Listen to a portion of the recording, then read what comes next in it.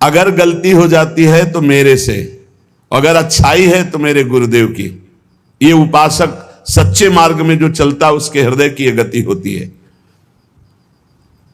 गुण तुम्हार समुझे निज दोषा, अगर गलती हो गई तो मेरा अपराध है, अगर अच्छाई बन गई तो मेरे गुरुदेव भगवान, मेरे इष्ट देव की कृपा।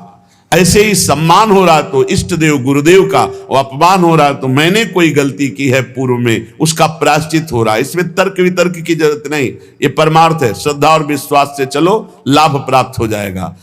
मान और अपमान में हम बराबर अपने हृदय को समान रख पावे, हमारे हृदय का आनंद, हृदय का भगवत चिंतन न छूटने पावे, न मान में न अपमान में। तुल्यौ मानावमानौ कुरुभज सतताम, स्तोत्र दुर्वाच कोट्यौ। यदि कोई हमें दुर्वचन बोलता है, सच्ची मानिए, सम्मान से हृदय में एक भय प्रकट हो जाता है। जब कोई स्तुति करता है, बड़ाई करता है, तो हम कमजोर हो जाते हैं। हमें डर लगने लगता है कहीं निंदा ना हो जाए, कहीं कोई हमारा अपमान ना कर दे, कहीं कोई हमारे प्रति गलत ना बोल दे। बिल्कुल नहीं। ये सम्मान भोक्ता के होने के कारण आपको भय लगा है, नहीं तो आप निडर हो जाएंगे। कोई गाली दे रहा है, ये उसकी रुचि है। गाली बोल रहा है, उसका स्वभाव है, उसकी रुचि है, उसकी मति है। वो निंदा कर रहा है, ये उसका स्वभाव, उसकी रुचि है। हमें अपने प्रभु में मगन रहना चाहिए। दुर्वाच्य कोट्यो, करोड़ों गालियां दे है, फिर भी हमारे हृदय में उसके प्रति द्वेष भाव ना हो, द्रोह भाव ना हो। और स्तोत्र खूब आपकी स्तुति करे, लेकिन आपका प्रिय भाव नहीं होना चाहिए। स्तुति करने वाले पर प्रिय भाव और निंदा करने वाले पर अप्रिय भाव, ये संसारी पुरुष में होते हैं, भक्तों में नहीं होते। भक्तों में क्या भाव होता है? निंदा करने वाले में प्रिय भाव और स्तुति करने वालों में उदास भाव, उदासीन भाव। न प्रियता और न कठोरता, उदासीन भाव। लेकिन निंदा करने वाले में प्रिय भाव। जो निंदा करने वाला है उससे ऐसे जैसे कोई स्तुति करे तब कैसा हम व्यवहार करेंगे, वैसा निंदा करने वाले के प्रति व्यवहार। यही साधु उमा संत कही यही बड़ाई, वो मंद करत और ये करत भलाई। जब वो बुरा बोले और हम उसका मंगल प्रिय भाव रखे, तब हमारी साधुता सुरक्षित, तब हमारी भक्ति सुरक्षित। ग्रासा लाभे महासंपत्ति, सीधा हम वृंदावन वास कर रहे हैं, भजन मार्ग में हमें हो सकता। अब तो बड़ी व्यवस्थाएं हो गई हैं, नहीं पढ़े बड़ी समस्या उदर भरने की ही केवल थी। मथुरा और दूर दूर जाकर के टुकड़े मांग करके रसिक महापुरुषों ने उदर पोषण किया है।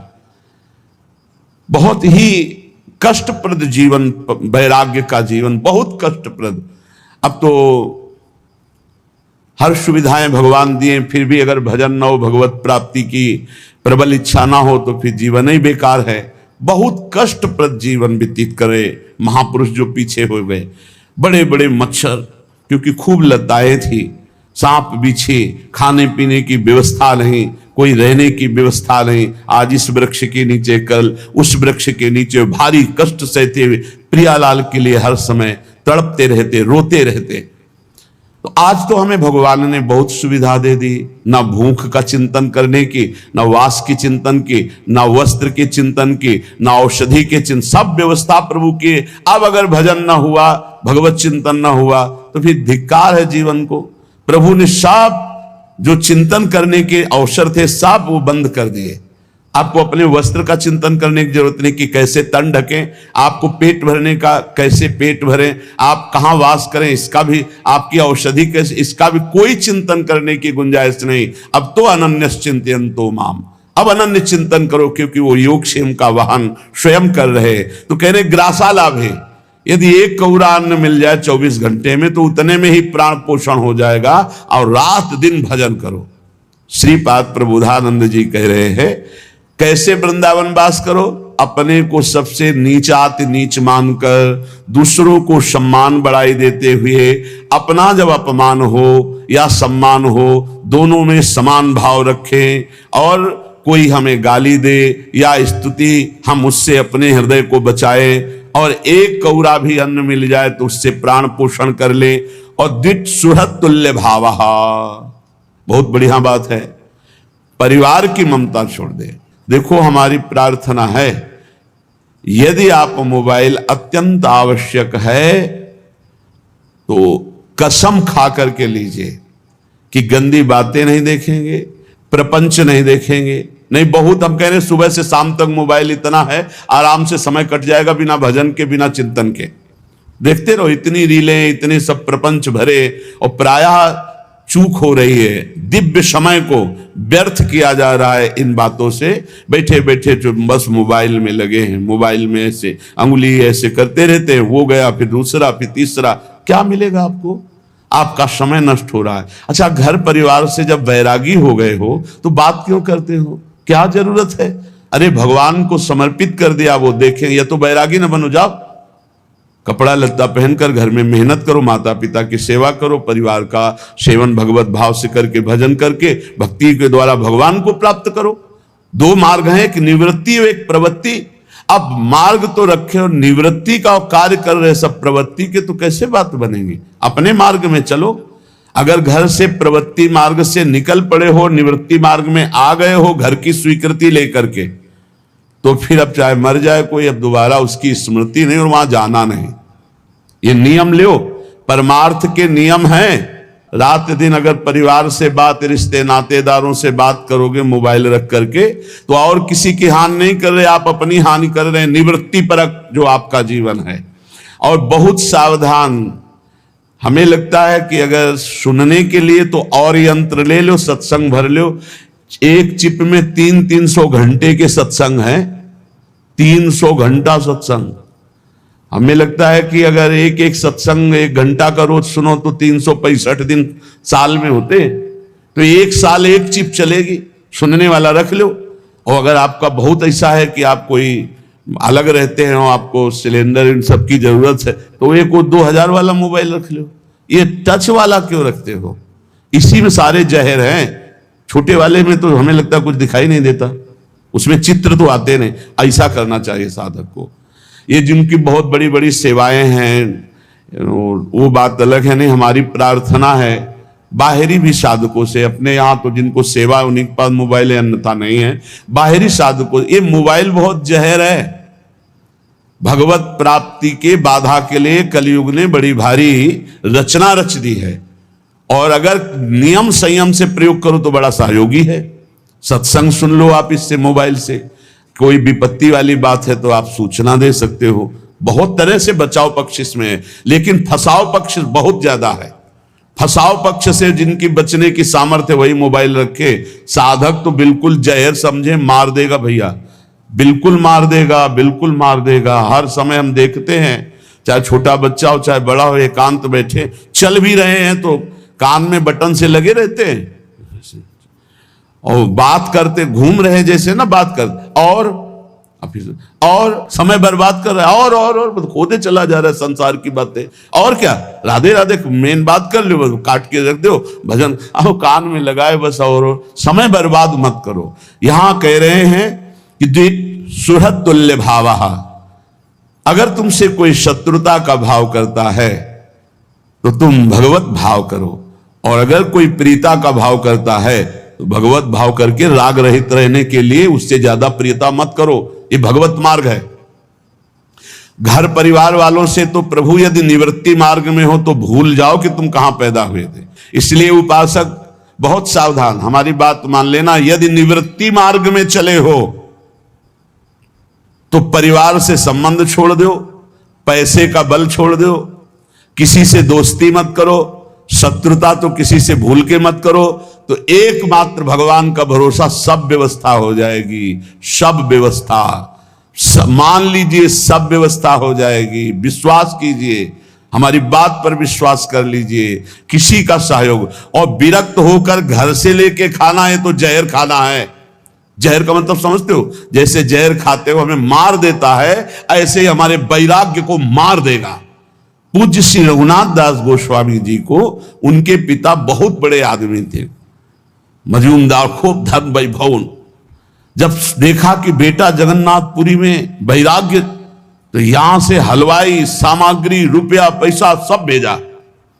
2-4 दिन श्री पूज्य रघुनाथ दास गोस्वामी जी ने महाप्रभु चैतन्य देव को भोग पाया, फिर विचार किया जब मैं वैराग्य के मार्ग में हूं तो पिता के द्वारा दी हुई वस्तु और संपत्ति का भोग नहीं। जाकर जगन्नाथ जी के द्वार पर सिंहपौर पर खड़े हो जाते, जो भिक्षुकों को प्रसाद बंटता वो प्रसाद लेकर बस एकांत भजन करते। कुछ दिन बाद वो भी छोड़ दिया था, एक क्षेत्र से ले आते, कुछ दिन बाद वो भी छोड़ दिया। जो प्रसाद गायों को डाल दिया जाता, गायें छक जाती ना पाती, वो रात्रि में बीन के लाते और धोकर उससे उदर पोषण करके खूब भजन में रहते। हमें महापुरुषों के चरित्रों से पता चलता है कि विरक्त को अपने परिवार के दिए हुए धन के द्वारा अपना भरण पोषण नहीं करना चाहिए, बैरागी को भगवत आश्रित रहना चाहिए। अब दूसरा पक्ष, ये श्रीधाम वृंदावन है। अब समय वो रह नहीं गया कि आपको, अगर हम सब भिक्षा मांगने निकले तो 400-500 जिस गांव में जाएंगे दरवाजे बंद हो जाएंगे कि भैया रोज कौन 500 रोटी दे। अच्छा, कितनी व्यवस्था कोई करे, तो भगवान ने व्यवस्था कर दी है। अब जिनके पूरे परिवार विरक्त हैं, पत्नी पुत्र बेटा बेटी सब, अब वो अपने संपत्ति को लेकर वृंदावन आए, अपना मकान खरीदे, अपना खा पी रहे, भजन कर रहे, बढ़िया है। वो भी एक पद्धति, क्योंकि वो धामवासी है, पूरा का पूरा गृहस्थी से पूरा का पूरा परिवार भजन मार्ग में, तो उनके लिए फिर ये विधान है कि वो अपने द्वारा जो कमाई हुई संपत्ति है उसी से अपने परिवार का पोषण करते हुए और भजन में तन्मय है। लेकिन जो नौजवान हैं, गृहस्थी में प्रवेश नहीं हुए और घर छोड़कर श्रीधाम वृंदावन या भगवत मार्ग स्वीकार भूलकर भी परिवार का पैसा तो स्वीकार करे। समझ रहे हो, हमने दो भाव यहां प्रकट किए। जो एक गृहस्थी पूरा का पूरा परिवार विरक्त होकर रह रहा है, वो अपनी कमाई के द्वारा मकान खरीदा, वास की व्यवस्था, भोजन की व्यवस्था, पूरा परिवार भजन में लगा है, प्रणाम है, अच्छा है, चलो। धाम के कारण और जो गृहस्थी में नहीं गए और विरक्त होकर, उनको परिवार का दाना नहीं खाना चाहिए। मांगो, भगवद आश्रित रहो आकाश वृत्ति से, या जैसे तुम्हारा जीवन केवल भगवद आश्रित रहो। अपने सुहृद जनों के द्वारा दी हुई सुविधाएं स्वीकार करने से भगवद आश्रय में बाधा पड़ जाती है। विरक्त होकर के द्विज सुहृद तुल्य भाव, शत्रु में मित्र में समान भाव, परिवार वालों से दूरी बना करके, दोनों भाव बता दिए, उसमें प्रश्न करने की जरूरत नहीं कि आप हमसे फिर कहने लगे कि अब हम तो आपकी उस आज्ञा का पालन कर रहे हैं कि अब तो परिवार का नहीं, आपका पूरा परिवार विरक्त है, तो जो माता पिता ने संपत्ति कमाई उससे जो भरण पोषण उससे कीजिए और बिल्कुल एकांत सेवन करते हुए भजन कीजिए। लेकिन जिन्होंने ब्याह नहीं किया, गृहस्थी में नहीं गए, विरक्त भाव में आए, उनके लिए बिल्कुल सख्त शासन, एक पैसे कभी परिवार से नहीं, कभी नहीं, कोई संबंध परिवार से नहीं, तो आपके परिवार का भी कल्याण हो जाएगा, क्योंकि आप निवृत्ति मार्ग के पथिक है। कांतत्वन्मात्र संच्छादित विकृततम स्त्री मया मेध्य पिंडम थुत्कुर्वार्थान अनर्थान विमर्श श्रुत सुहृदान धवान विद्धिबंधान कष्टम मिष्टान्न पानादि सुभज वसनाद्विज्वलत्वे त्रपेथाः सर्वेषां शिष्य भृत्यादि वदति विनतोध्यासस्व वृंदावनम भोः। यदि आपको वृंदावन वास मिल गया है तो अब जो है काम आदि भोगों पर शासन वृत्ति राखिए। वनवास कर रहे हो, सावधान हो जाओ। श्रीपाद करे कांतत्व मात्र संच्छादित विकृततम स्त्री मया मेद्य पिंडम। ये जो स्त्री पुरुष शरीर है ये मांस आदि से बने हुए हैं, इसमें कोई सुख कहीं नहीं है। ये केवल भ्रमात्मक कामादि दोष उत्पन्न होने के कारण परस्पर आकर्षण और ऐसा लगता है ये सुख है। श्रीपाद कह रहे हैं इस अपवित्र देह से घृणा कर ले अपने, कहीं सुख नहीं। कैसा भगवान का विचित्र खेल बना हुआ है कि परस्पर आकर्षण और आकर्षण कहां स्थानों में है वो सब देख रहे हो। श्रीपाद कह रहे यदि वृंदावन वास मिला है तो थोड़ा विचार करके इस कामादि दोष से रहित होगे, तभी तो प्रेम प्रकाशित होगा। जहां काम होता है वहां प्रेम नहीं, जहां प्रेम होता है वहां काम नहीं। अर्था अनर्थान, रुपया पैसा के लिए व्याकुल हो जाना, व्यवस्था में चित्तवृत्ति जोड़ देना, प्रिया प्रीतम से चिंतन हटा देना है बहुत बड़ा अनर्थान, ये नाश का कारण बनता है। सहज स्वभाव में हमारी चिंतन वृत्ति भगवदाकार रहे प्रिया प्रीतम में, और जैसे वो रखे, महलों में राखो चाहे झोपड़ी में बांध। हमको प्रयास नहीं करना, व्यापार नहीं करना विरक्त होकर के। गृहस्थ होकर के यदि वृंदावन वास कर रहे तो व्यापार के लिए नहीं, भजन के लिए। वृंदावन वास भजन के लिए है। तो अब आप मान लो ऐसे धनी नहीं हो तो आप कुछ थोड़ा रिक्शा चला ले या जो भी ऐसे कार्य करके अपने परिवार का भरण पोषण करते हैं, खूब भजन करते हैं, हम प्रणाम करते हैं। लेकिन यदि आपके पास खाने पीने की व्यवस्था है, आप विरक्त हैं, फिर आप व्यापार करते हैं, तो अनर्थान परिणाम में वो अनर्थ ही पैदा करेगा, देख लेना। जो संत शास्त्र गुरुजन कहते हैं वो परिणाम को बोलते हैं, परिणाम को। परिणाम ही हमारे जीवन का परम लक्ष्य है। तो परिणाम क्या होना चाहिए? प्रिया प्रीतम की प्रीति, प्रिया प्रीतम के लिए तड़पना, प्रिया प्रीतम की प्राप्ति के लिए रोना। लेकिन हमारी वृत्ति यदि अर्थ में, तो अर्थ में सबसे बड़ा दोष ये है कि वो संख्या पे वृत्ति चली जाती है। अब 10 लाख हो गए, अब 10.5 लाख हो गए, अब 11 लाख हो, ऐसे चिंतन करते करते वो मर जाता है और संख्या बढ़ाता रहता है मरते समय तक। ये संख्या बढ़ाने की बहुत बड़ी दोष वृत्ति, अनर्थ वृत्ति इस अर्थ में है। वो चित्त को लुभायमान कर लेता है, और इतना लुभायमान कर लेता है कि गोस्वामी जी ने ऐसा ही मांगा, लोभी जिम प्रिय दाम तिम रघुनाथ निरंतर प्रिय लागो मुहि नाम। 2 बातों में, जैसे कामी नारी प्यारी जिम, जैसे लोभी जिम प्रिय दाम। यहां कह रहे कांत तुंग मात्र संछादित विकृत तम स्त्री बयामेद्य पिंडम। तुम्हारे शरीर या अन्य शरीर की तरफ जो आकर्षण कुछ नहीं है, चमड़ी चिकनी और गंदगी भरी हुई है। काहे को व्यर्थ में अपने जीवन को वृंदावन में अपवित्र करते हो, नष्ट कर रहे हो। दूसरा धन, धन के लिए प्रयास, गृहस्थी में हो तो उचित प्रयास कर लो। अगर विरक्त हो तो जितना है उससे काम चला लो। मरना है, प्रिया प्रीतम के पास जाना है, और भगवान सबका भरण पोषण करते हैं। विश्वास करो, वृंदावन जब आए थे तो ना एक व्यक्ति का परिचय था, ना एक वस्तु पास थी, परम विरक्त संन्यास वेश। जब श्री जी ने स्वीकार किया और व्यवस्था की जरूरत हुई, देखो आप सब बैठे हो, कभी किसी से गुरु कृपा से मांगने वाली बात ही नहीं, अपने आप वो सब व्यवस्था करती। तो भगवत व्यवस्था में अपना कोई अहम नहीं रहता। जैसे कभी एको बार इस स्मृति में नहीं आया होगा कि मेरी राधा के लिए कुनी, कभी नहीं। नहीं, श्री जी का विधान चल रहा है, मेरा तो कहीं कुछ नहीं है। अब जब शरीर छूटेगा तो ये थोड़ी ध्यान आएगा कि इसकी कौन देख रेख करे, क्योंकि हमने देख रेख किया ही नहीं, हमने बनाया ही नहीं, हमारा है ही नहीं। राधा राधा राधा, हमारी तो श्री जी हैं और श्री जी का चिंतन हो रहा है। अब श्री जी जो व्यवस्था के, उनकी व्यवस्था है, उन्हीं की व्यवस्था, उन्हीं को समर्पित। ये धन की जो बढ़ोतरी करने की भावना विरक्त होकर होती है, ये अनर्थ पैदा कर देगी आखिरी में। अरे अब तो गुजारा करो, केवल जिस पर तुम्हारा ममत्व होगा वही आखिरी चिंतन होगा। ममत्व का विषय श्री जी हो।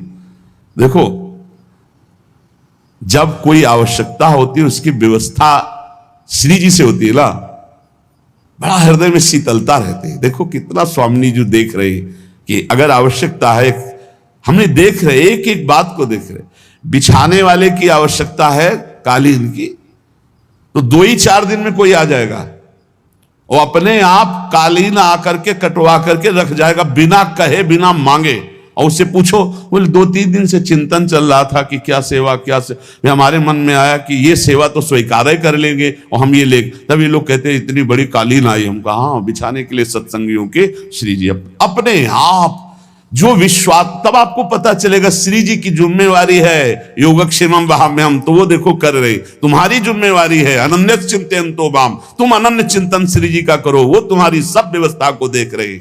निवृत्ति परक, और जो गृहस्थी में है तो उचित कर्मों का धर्मानुष्ठान करते हुए अपने जीवन यात्रा को पूरी करें। जो अर्थ है वो अनर्थ का स्वरूप है, अनर्थ का स्वरूप। यदि वो भगवद आश्रित होकर जिए, अर्थ के आश्रित नहीं, अर्थ आश्रित हो गए तो अनर्थ पैदा कर देगा। अब ये बातें केवल जीवन में उतार ले तो भगवत प्राप्ति बिल्कुल नजदीक है। सुत सुहृदान धवान विद्धि बंधान, ये स्त्री पुत्र आदि का राग अंधा कर देता है, अज्ञान अंधकार में बांध देता है। बहुत विचित्र है, भगवान कृपा करे। इसीलिए कहा है गृह कारज नाना जंजाला, तेति दुर्गम शैल विशाला, यही शरावत अति कठिनाई, राम कृपा बिनु आए न जाई। बिना भगवान की कृपा के न संत समागम मिलता है, न भजन मिलता है। ऐसे लोग फंसे हुए हैं, बस वही लड़का बच्चा परिवार, उनको यही लगता है बस यही जीवन है, यही सब कुछ है। पहली बार मानो सृष्टि में जन्मे, उनको ऐसा लग रहा है। हाँ, जरा सा शरीर में कुछ हो जाए हाहाकार मच गया। लड़का के कुछ हो जाए तो लड़का भी परेशान, पिता भी परेशान, पूरा परिवार परेशान। अरे थोड़ा धैर्य पूर्वक सोचो, तुम जन्मे किस देश में हो? इसका नाम है मृत्यु देश, मृत्यु लोक। कोई न कोई कारण बनेगा, कोई न कोई मरेगा, कोई न कोई जाएगा, कोई न कोई आएगा। ये आना जाना इस देश में लगा हुआ है। इसलिए भाई, यहां कमाने आए हो, कमा लो। कौन सा धन? अविनाशी धन, भगवत नाम, भगवत रूप, भगवत लीला, भगवत धाम। कह रहे हैं कि जो स्त्री पुत्र सुहृद आदि में आसक्त चित्त हैं, अंधे हो जाते हैं। इनको मृत्यु का भय नहीं रह जाता। इनको ये नहीं दिखाई दे रहा मैं किस लिए आया था और क्या कर रहा हूं। हम ये नहीं कह रहे कि सब विरक्त हो जाओ, हिम्मत ही नहीं विरक्त होने की। तो कम से कम उनमें भगवत भाव करके नाम जप करते हुए धर्म पूर्वक रहो तो तुम्हें वही कृपा प्राप्त हो जाएगी। पर नहीं, जो धर्म पूर्वक चलता है वहां सुख होता है, अधर्म में सुख नहीं है। इसलिए कह रहे सुत सुहृद बांधवान विद्धि बंधान, ये बड़ा बंधन है अज्ञान अंधकार का। इसी बंधन से मुक्त होने के लिए तुम्हें मनुष्य शरीर मिला है। कुछ लोग कहते हैं, बड़े प्रश्न करता है, हमें लगता है कि भगवान आकर के सबको समझावें तो भी प्रश्न खत्म नहीं होंगे। प्रश्न करते हैं कि आप कहते हो अन्य योनियों से कोई कर्म होते नहीं, मनुष्य योनि बड़ी दुर्लभ है, तो फिर ये भोगना कौन से कर्म का पड़ता है? आप कहते हो पीछे के कर्मों का भोग भोग रहे हो। बड़ी बुद्धि लगाते हैं निगेटिव में, पॉजिटिव में नहीं लगाते। भैया कोई पहली बार मनुष्य बने हो? लाखों करोड़ों असंख्यों बार मनुष्य बन चुके हो। भगवान ने आपको हर बार चांस दिया है, लेकिन आप हर बार वही चूक करते हो जो इस बार भी कर रहे हो। इस बार तो होश में हो जाओ। एक एक कर्म का बहुत बड़ा बड़ा दंड मिलता है। यही देख लीजिए, 10 मिनट कुकर्म हुआ और उसका फल आजीवन कारावास, 1 लाख रुपया जुर्माना। अब विचार करो, एक कर्म, ऐसे तुमसे लाखों अरबों पाप अपराध हुए।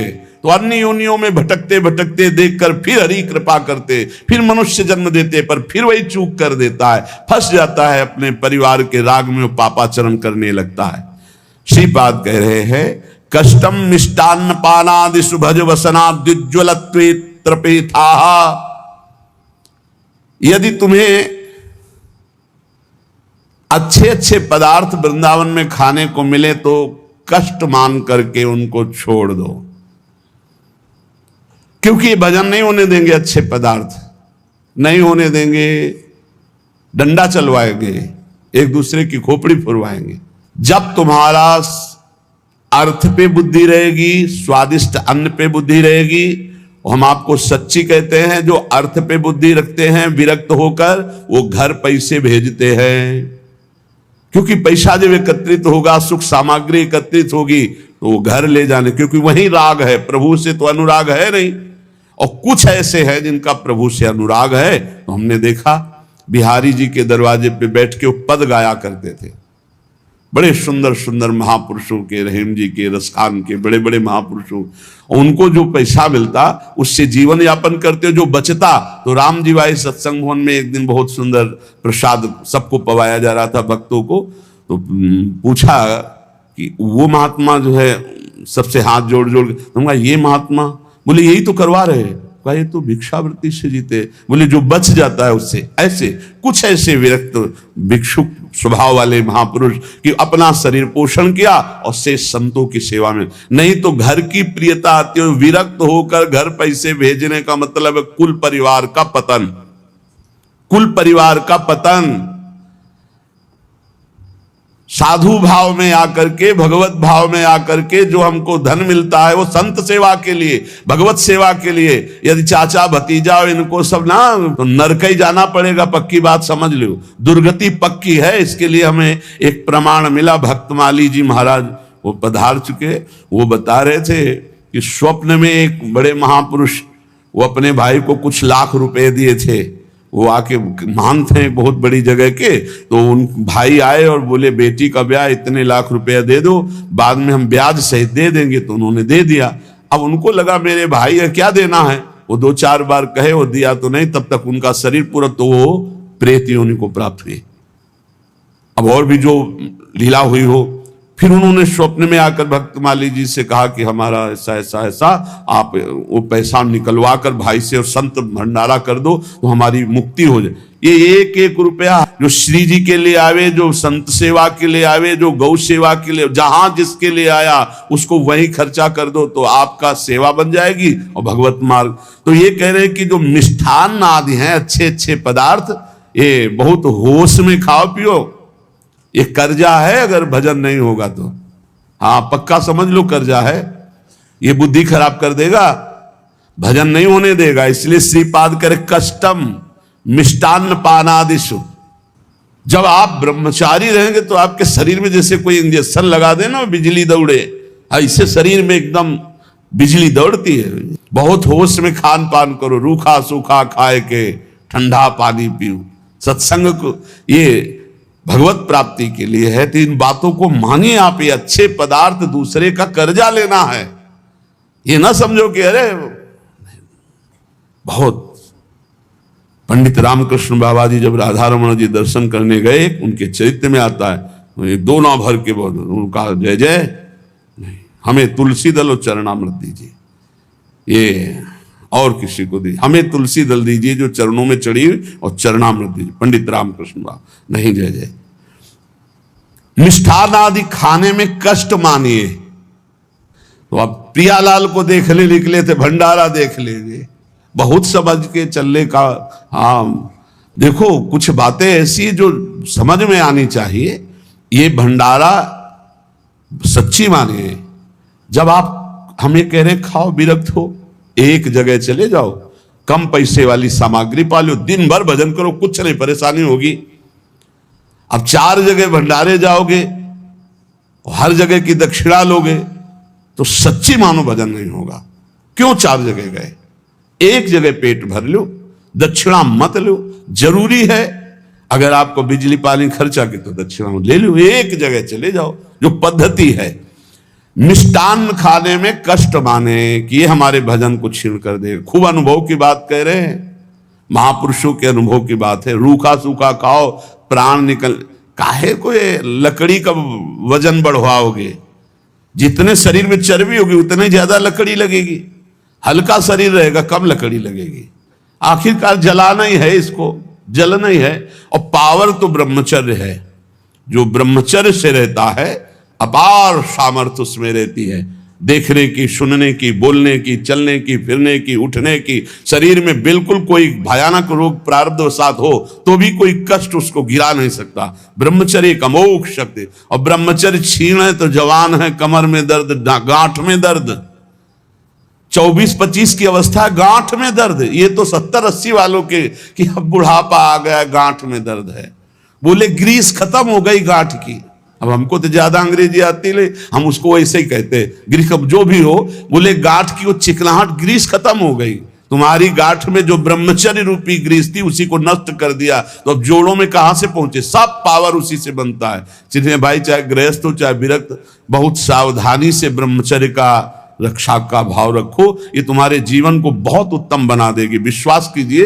हाँ, बहुत ये कीमती वस्तु है, बहुत कीमती वस्तु है। ब्रह्मचर्य पर ध्यान दीजिए। ब्रह्मचर्य जो है, अधिक मीठा खाने वाला ब्रह्मचारी नहीं रह सकता, पक्का नहीं रह सकता। खाए को अपने अमूल्य जीवन को इधर उधर नष्ट करे। अब कह रहे हैं विरक्त होकर कीमती वस्त्र, वसनाद्युज्वलत्वे त्रपेथा। जब अच्छे वस्त्र पहनने की बात आवे तो शरीर कंपायमान हो जाए। त्रपेथा, कम पैसे वाली वस्तु का प्रयोग किया जाए, जितने कम से काम चल जाए। अपने जहां तक भाव है, अपने प्रयोग में आने वाली कम, पूरे जीवन में मार्किन ही नीचे की, ऊपर जो वस्त्र गुरुदेव प्रदत्त किए वही अभी, नहीं तो भगवा वस्त्र गेरू से रंग के पूरे जीवन। अब तो शरीर अस्वस्थ है इसलिए, और ऐसी भीड़ है कि अगर हम अभी पैदल दोबारा वापस जाएं तो दोबारा उतनी रस्सी, उतने आदमी और उससे ज्यादा आदमी खड़े हो जाएंगे। जब गाड़ी से लौटते तो इतने भीड़ लगी रहती है। नहीं, आप क्या समझते, दुर्भाग्य है गाड़ी घोड़ा, हमारा कोई अभिमान का विषय थोड़ी है। अभिमान का विषय नंगे पैर, फटे पुराने कपड़े, भिक्षान्न से शरीर पोषण। अब आपके हवाले, महलों में राखो चाहे झोपड़ी में, जैसे चाहो। नहीं, हमें केवल प्रवचन नहीं कर रहे, जीवन है। अत्यंत उज्ज्वल वस्त्र, कीमती वस्त्र, विरक्त भेष बिल्कुल नहीं। बोले शरीर कांप उठना चाहिए। और कहते सर्वेशम शिष्यावृत्त्यादि वदति विनतोध्यासस्व वृंदावनम भो। सबके आगे ऐसे व्यवहार करो जैसे गुरु के आगे किया जाता है, शिष्य की भांति। सर्वेशम शिष्य भृत्यादि वदति विनितोध्यासस्व वृंदावनम भो। सबके सामने वृंदावनवासी, वृंदावन के जो जन हैं, सबके सामने एक शिष्य जैसा बर्ताव करो, दीन भाव से। तो इसी जन्म में श्री प्रिया प्रीतम की कृपा से प्रियालाल के साक्षात्कार का संयोग वृंदावन बना देगा। बहुत कृपा है। यदि ये रहनी जो श्रीपाद कह रहे, ये रहनी हमारे जीवन में आ जाए तो वृंदावन वास करते हुए बहुत जल्दी भगवत साक्षात्कार हो जाए।